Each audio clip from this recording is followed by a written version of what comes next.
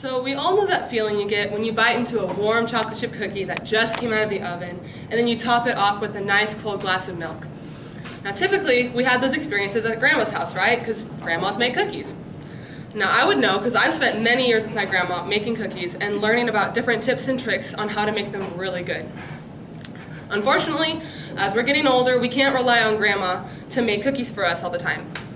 So knowing how to make cookies is really important, especially if you need to bring them for a bake sale, birthday party, or even if you want to give them to friends or family, just to show how much you appreciate them. So everybody likes homemade cookies, right? Store-bought cookies just don't seem very personal, so homemade cookies can really make that connection with someone. So in the next few minutes, I'm going to show you how to make these delicious treats by getting out your ingredients, combining those ingredients, and then preparing it to be baked. So before you start making your dough, you have to get out your ingredients. And the recipe that I use comes from my grandma, who got it from her grandma, named Nestlé Tollhouse. Now, actually, I got it from a Nestle Toll House chocolate chip bag. So, the ingredients you're going to use are flour, baking soda, salt, granulated sugar, brown sugar, vanilla, eggs, and chocolate chips, of course.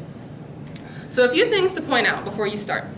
You need to use baking soda instead of baking powder. There are two very different things. The soda comes in the orange box, and it's very important to remember because they both do different things when making your baked goods rise. And now, regarding your eggs and your butter, they need to be at room temperature. So you want to set them out on your counter a while before you start making your dough.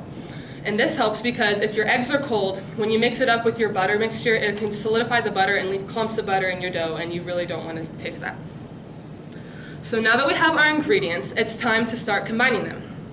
So here I have the dry mixture, which includes 2 1/4 cups of flour, 1 teaspoon of salt, and 1 teaspoon of baking soda.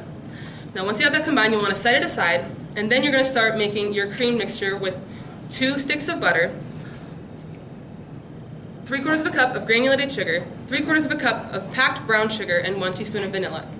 Now, I have it pre-made here, but what you're going to do is put it into a mixer bowl that you can attach to one of those big mixers, like KitchenAid, they have them. And then you'll want to cream that up on about a 4 or 5 speed on your mixer. And once that is all creamed, you're going to add in your eggs, but you're going to add them one at a time. And after each egg, you're going to beat it so that it's combined and consistent.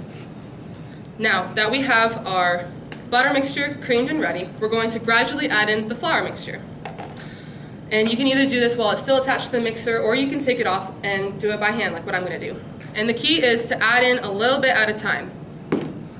So like this, and you're going to fold it in so it's incorporated.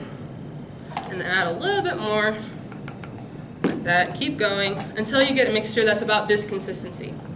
And it shouldn't be sticking to the side of the bowl. This happens. So, like you can see here, it should come off easily. And that's how you know that you're ready to add in your chocolate chips. And you're going to do it in the same way that you added the flour, except you'll add them all at once, and then fold them in until they're evenly incorporated. And just keep doing that until they're all mixed in. And now finally, we're going to get ready to bake the cookies. So there are a few things that I like to have when I'm preparing to bake them. I like to have a cookie dough baller, a silicone mat, and of course a baking sheet. Now these two things are optional, but I highly recommend them because the mat, it's really helpful when trying to remove your cookies. It makes it really easy.